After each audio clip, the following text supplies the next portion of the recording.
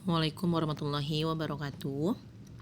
Untuk materi terakhir yaitu mengenai contoh dari pengisian pajak badan perusahaan UMKM.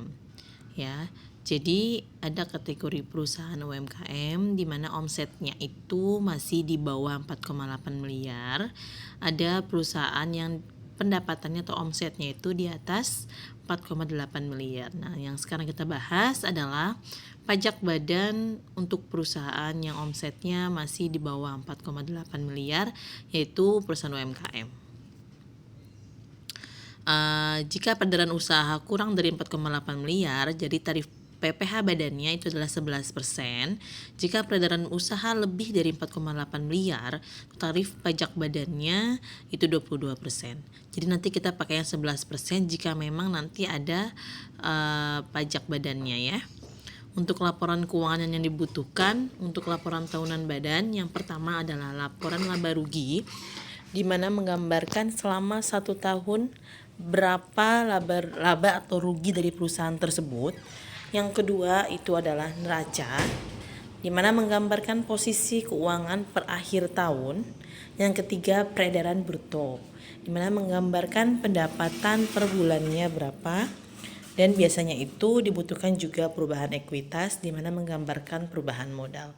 Nah, ini adalah laporan keuangan yang kita butuhkan untuk melaporkan pajak badan si perusahaan ya. Jadi kita harus punya dulu nih, kita harus siapkan dulu laporannya agar memudahkan kita memasukkan ke dalam form-form yang diharuskan untuk pelaporan pajak badan tersebut ya. Nah, yang pertama kita harus mempunyai daftar peredaran usaha. Karena kalau untuk perusahaan UMKM atau yang omsetnya masih di bawah 4,8 miliar, itu biasanya diwajibkan untuk membayar PPh final. Ya, di mana PPh final ini untuk omset dari perusahaan yang masih di bawah 4,8 miliar. PPh final itu sebesar 0,5% dari omset pendapatannya per bulan. Nah, ini contohnya adalah PT Jaya Anugrah Sejahtera dengan omsetnya atau peredaran usahanya dari bulan Januari sampai Desember. Ya, teman-teman bisa lihat di sini. PPh final yang dibayarkan per bulan ya dari si perusahaan PT Jaya Anugrah ini adalah 0, contoh bulan Januari sebesar 0,5% dikalikan dengan peredaran usaha bulan Januari yaitu 50 juta. Jadi PPh final yang dibayar per bulan Januari adalah 250.000. Nanti kita cek lagi nih untuk Februari omsetnya berapa. Oh, omset Februari misalnya di sini 40.000. Berarti PPh final yang kita bayar adalah 0,5% dikalikan dengan 40.000. Jadi PPh finalnya 200.000. Seterusnya sampai dengan Desember didapatkan selama setahun. Berarti di sini peredaran usahanya yaitu 430 juta dan PPh final yang dibayarnya yaitu 2.150.000 total dari Januari sampai dengan Desember. Nah, ini kita harus rekap dulu juga ya untuk peredaran usaha. Terus untuk laporan laba ruginya contohnya seperti ini, teman-teman bisa lihat ya, dari penjualan ada harga pokok penjualan, ada laba kotor, biaya-biaya, laba rugi bersih. Terus ada pajak penghasilan 0,5%. Ya, dikurangkan laporan laba rugi ini kita kurangkan PPh final yang dibayar oleh perusahaan. Baru dapat di sini laba rugi bersih setelah pajak. Ini contoh lagi untuk laporan posisi keuangan atau neraca ya. Aktivanya, hutangnya dan modalnya. Teman-teman bisa lihat, ini contohnya saja. Terus ini laporan keuangan perubahan ekuitas ya. Oke, selanjutnya di sini kita akan mulai mengisi formulir 1771 mulai dari induknya 1, 2, 3, 4, 5, 6 ya. Sebenarnya masih ada lagi, ada kayak laporan ada lampiran yang harus dilampirkan tuh kayak 1A, 2A, 3A, 4A sampai 8A ya. Tapi di sini yang akan Ibu utamakan bahas dulu adalah lampiran dari induk sampai dengan lampiran ke-6. Ya, di sini kita akan lihat, teman-teman kan juga kemarin sudah dikasih linknya.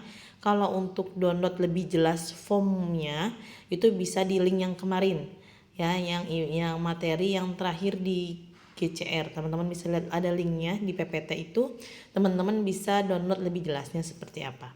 Ya ini kolom buram di sini teman-teman bisa download sendiri ya. Kita masuk ke lampiran 6. Di sini diisi apabila memiliki penyertaan modal.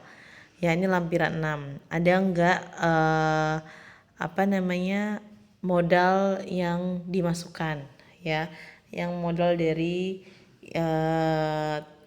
orang lain yang diikutkan dalam perusahaan. Kalau memang tidak ada penyertaan modalnya berarti dilewatkan saja.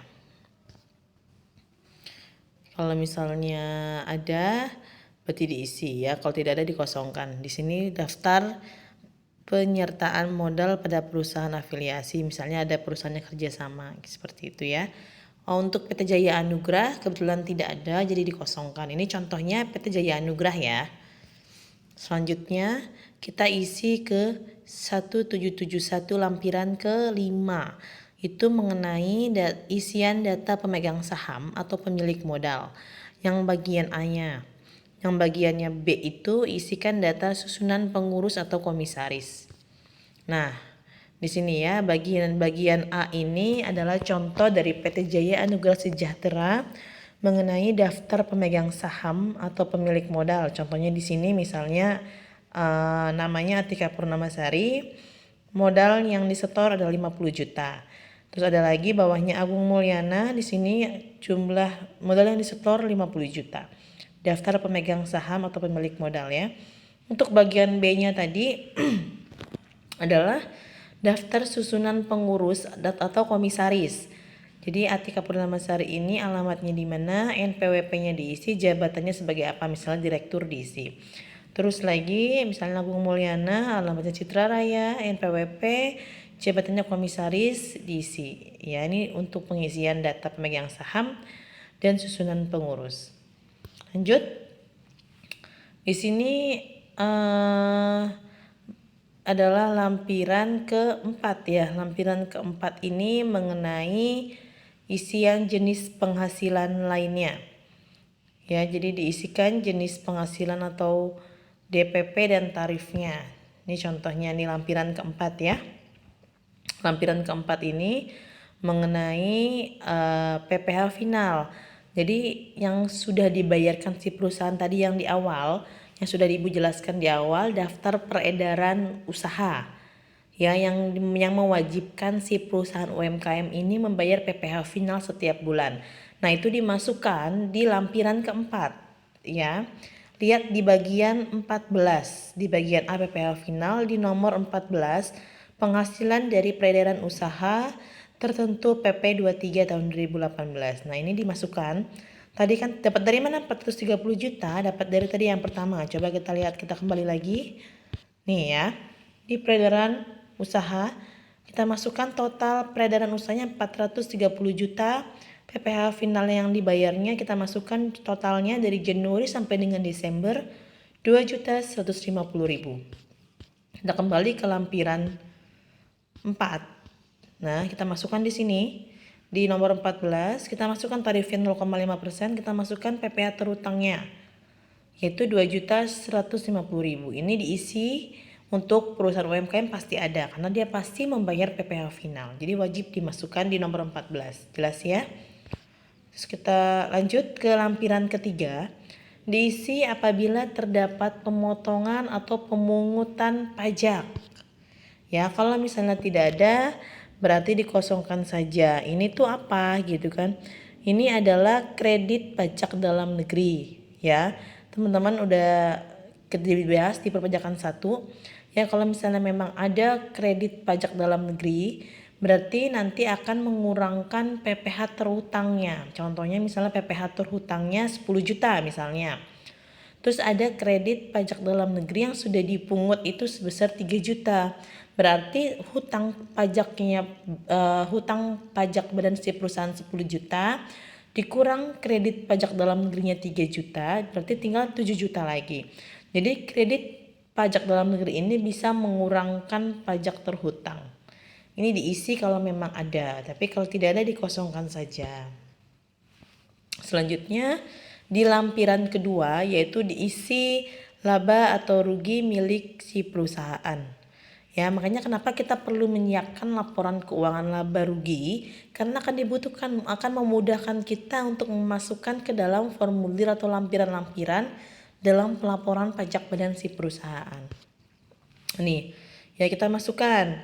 Ya, yang tadi sudah kita buat di awal, teman-teman bisa lihat yang di awal sudah kita buat laporan laba ruginya. Mulai dari harga pokok penjualan, ada biaya usaha, biaya dari luar usaha, dan jumlahnya. Ya, teman-teman bisa lihat nanti, sehingga di sini didapatkan di nomor 14 harga pokok penjualan total 340 juta, untuk biaya usahanya 54.500.000, sehingga di sini jumlahnya berarti totalnya 394.500.000. Ini di lampiran kedua, ya. Dari mana angka-angkanya? Dari yang di awal, dari laporan laba rugi yang sudah kita buat perusahaan PT Jaya Anugrah yang di awal. Teman-teman bisa lihat nanti ya. Untuk lebih jelasnya bisa teman-teman print, jadi gampang melihatnya. Selanjutnya di lampiran yang ke-1, yaitu dimasukkan laporan keuangan laba rugi di kolom peredaran usaha. Ini di lampiran 1 ya, data peredaran usaha. Terus di nomor 4, bila ada penghasilan yang dikenakan PPh final dan tidak termasuk objek pajak itu diisi. Contohnya di sini kita masukkan peredaran usaha yang di awal tadi ya, 430 juta. Kita masukkan harga pokok penjualnya tadi ya, yang ada di lampiran berapa tadi? Lampiran 2 ya. Terus kita masukkan biaya usaha lainnya, kita masukkan penghasilan neto, sehingga di sini kelihatan di nomor poin 3 jumlah penghasilan neto komersialnya 35.500.000. Ya, di nomor 4 dimasukkan penghasilan yang dikenakan PPh dan final yang tidak termasuk objek pajak, dimasukkan juga 35.500.000 totalnya ya. Selanjutnya yang induk, formulir induk lanjutan. Kolom pilihan itu, kolom formulir itu diisi nih PPh final ya. Di sini kita isi di nomor 15 PPh final yang sudah kita bayar itu diisi di lampiran induk di nomor 15 kita isi. Jangan sampai lupa, karena akan mengurangi pajak kita yang sudah pajak yang terhutang, karena sudah kita bayar PPh finalnya kan. Oke, terus diisi di sini kolom pernyataan nama NPWP dan tempat tanggal. Ini diisi ya, nama, nomor NPWP, tempat tanggal, tanda tangan, dan cap perusahaan diisi di lampiran induknya. Diisi lengkap seperti ini. Ya, teman-teman lihat. Nah, kalau yang ini itu adalah tambahan lampiran untuk perusahaan dagang. Ya, jadi ini tambahan, ini transkrip kutipan elemen-elemen dari laporan keuangan. Ya, biasanya sudah ada di lampiran formulir pajak badan itu sudah ada. Kita hanya tinggal melampirkan saja. Tambahan ini ya. Tadi laporan neraca yang sudah kita buat tadi. Oke. Nah, ini adalah contoh dari pelaporan pajak badan untuk UMKM. Ya, teman-teman bisa lihat. Jika ada yang kurang paham, silakan ditanyakan. Poin pentingnya yang harus kita siapkan dan laporan keuangan dulu, mulai dari peredaran usaha, terus laba rugi, neraca, dan perubahan ekuitas. Kalau lainnya tinggal input saja di formulirnya. Ya, cuman teman-teman nanti lihat di sini sudah Ibu tandain mana yang penting untuk diisi, mana yang harus diperhatikan di formulirnya. Ya, sehingga di sini untuk pajak badan PT Jaya Anugrah di sini adalah 0. Ya, tidak ada PPh, tidak ada pajak terhutangnya, tidak ada, kosong. Ya, tuh di sini tidak ada ya. Di sini penyesuaian fiskal positifnya adalah 0. Ya, tuh teman-teman bisa lihat. Jadi tinggal laporan saja di sini. Oke, ini biar teman-teman tahu cara pengisian yang sederhananya aja ya. Untuk lampirannya sebenarnya masih banyak. Dari lampiran 1A sampai 8A, teman-teman bisa download juga. Ini contoh perusahaan yang paling sederhana ya. Oke, terima kasih banyak. Mohon diperhatikan untuk materi-materi yang sudah diberikan. Nanti dievaluasi untuk UAS-nya ya. Terima kasih. Wassalamualaikum warahmatullahi wabarakatuh.